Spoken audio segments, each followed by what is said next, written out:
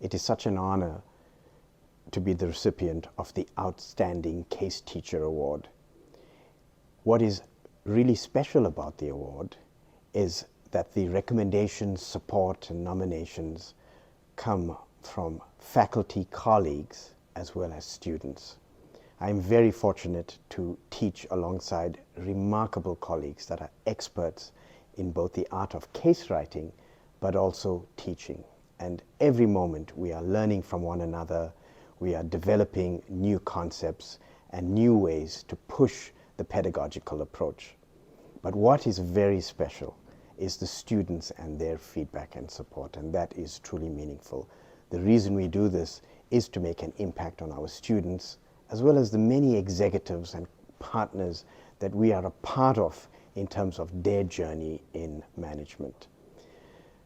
Some of the memories that come back over the last few years are letters from students that years after they pass through our hands as their professors and their mentors, they write back and share a moment in a case that truly made an impact on them, and that when they were in their workplace or in their organization and company, that moment helped them make a decision that had an impact. We love those letters. My office is full of these, and this is what brings home the value of the case method. The case method is all about helping our students recognize patterns of leadership so that these patterns can be applied to new contexts built on this muscle memory.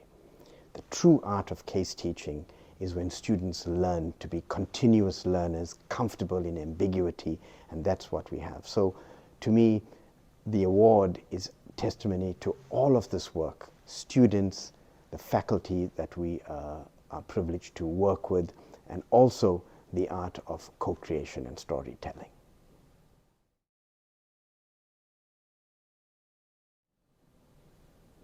There is nothing more exciting than a terrific discussion, unpacking a problem that either a leader or an organization is facing.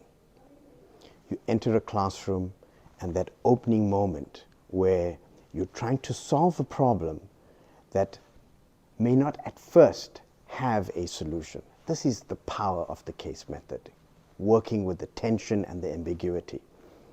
The case method aims to mimic real life situations, bringing practice into the classroom. And that's what it's all about. How do we prepare our participants, be they public, private, not-for-profit leaders, be they students or executives, to face the challenges that they face at the coalface. The case method aims to help organizations and teams prepare for the unexpected. The real mastery of the case method, and case teaching for that matter, is when you reach a stage where the participants and the students are actually teaching one another. You are just the conductor of an orchestra that has such an incredible flow that is when the magic happens. The ultimate goal is to help all that pass through our hands becoming self-learners. Self-learning is the ultimate goal, because once they leave the ecosystem, that is what they are faced with. So a couple of things out of the case method. Number one, practice is brought into the classroom and you're faced with a real life situation. Number two, you're meant to think on your feet. You have to be in the moment. Comments in particular that are different from yours often can be a surprise. And we want people to realize that there's always ambiguity in answering any problem or tackling it. And that is what you're going to be faced with. So how are you able to respond? And last but not least, are you able to articulate a point, defend your point, and most importantly, as you go through the journey, be able to listen, so sometimes you emerge with a different point of view. Ultimately, we enjoy a really great case when students are left sometimes with more questions than answers. The beauty of a great case experience comes from two elements. A case that is well written, an adventure, almost a detective story that we pull our students and participants into, but also one that is well thought out in terms of how we deliver and how we teach that case. When those two elements come together, that's where the magic happens.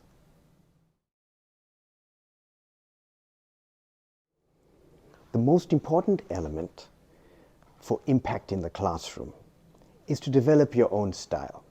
There are many, many ways to engage in a meaningful discussion, but it's very important to start with the outcomes. We want to create an environment where participants know that not only are they going to be challenged, but they are going to be exposed to multiple points of view. My first point is, number one, preparation, preparation, preparation. You've got to begin with that. And this is where part of my advice and insights for others to build upon is that it always helps to have written a case if you can. So if you have the opportunity, start by writing a case. It helps you understand the DNA and the construction of what the flow of a case is, because a great case starts with a hook and a challenge, and then provides various opportunities for different perspectives to come together. We want to create situations where different opinions are able to meet so that co-creation happens. Part of that is that we are learning by doing. Not only are we learning about new concepts, new approaches, new theories, but by doing, we are helping the participants also learn ways of engaging, to be comfortable with others having different perspectives and opinions, and at the same time, the ability to listen and evolve your ideas. We often say, be in the moment in a case. Live in the moment.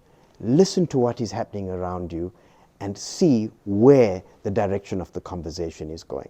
This is why preparation for the instructor is important. An understanding of the different elements of a case allows you to double-click on some elements based on where the discussion is going.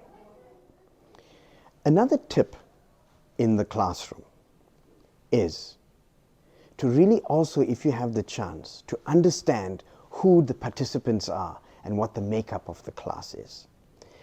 Taking time to get to know your audience and your class is important, because that allows you to draw on their experiences.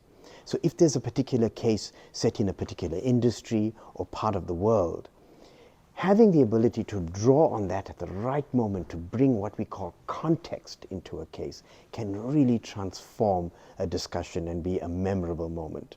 And ways to do that is it can either be what we call a cold call, or sometimes it's a warm call if you know that there's a particular topic. These moments really bring home lessons that oftentimes years later people will recall that they remembered how local context mattered. Another key element is the ability to bring in various moments to create dynamism in a classroom and to alter the view.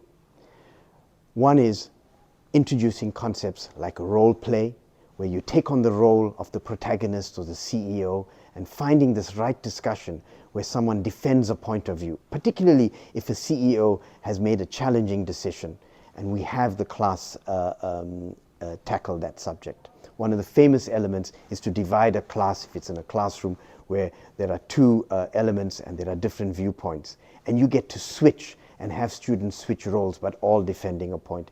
These are moments that students realize. They get to respect different viewpoints, but they also get to have fun. Other tips, and I want to talk about online teaching versus in-person.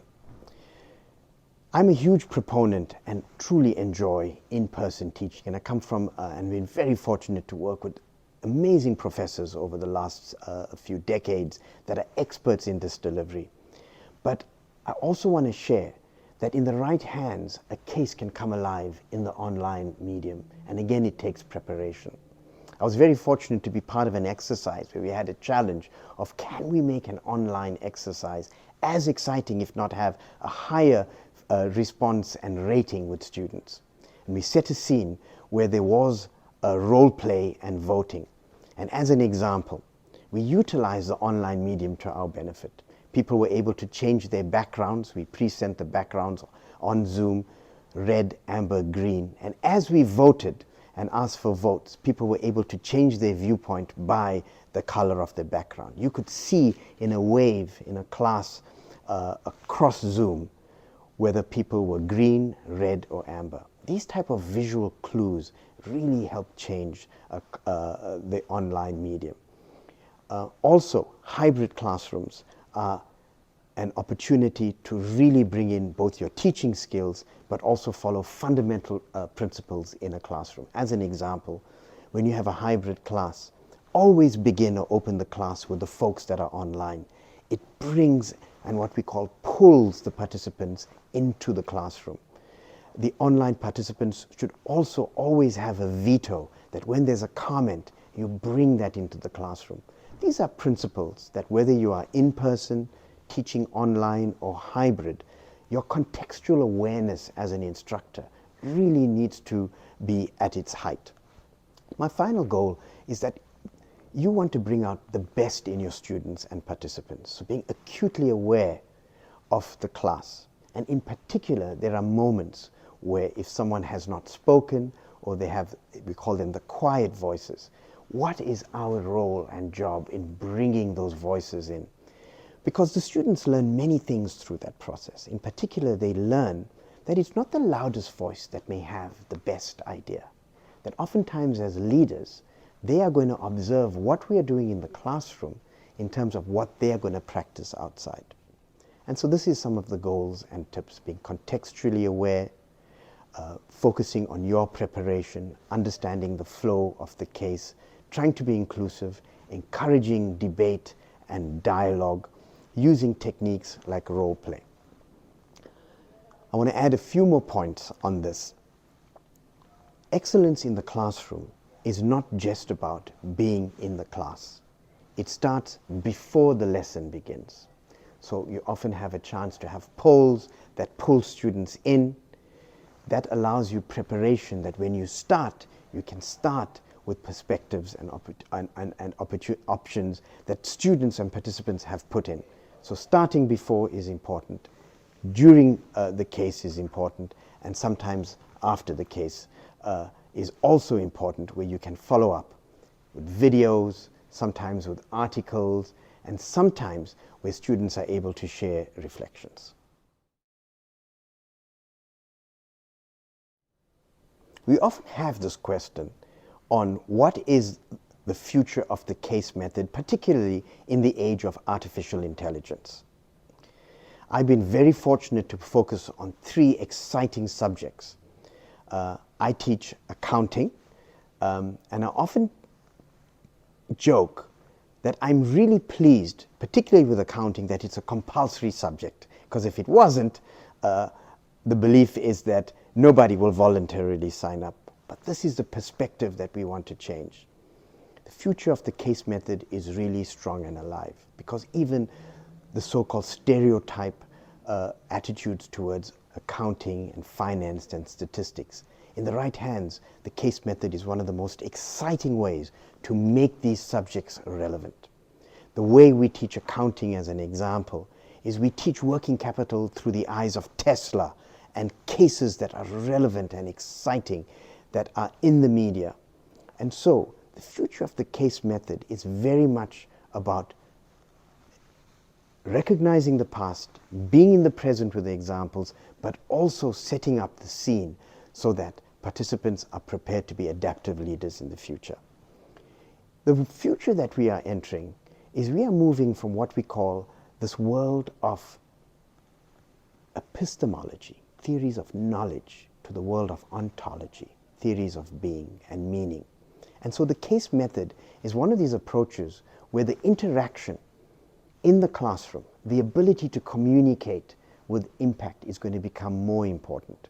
In this world of the enhanced human with tools that are able to increase our analytical ability, we want people to look up from their screens and look up from their digital tools and learn the art of connecting, being in the moment, having different viewpoints, and being able to formulate solutions of impact based on these different viewpoints. The case method remains one of the most powerful methodologies for that. Now, how is the case method and case writing itself changing?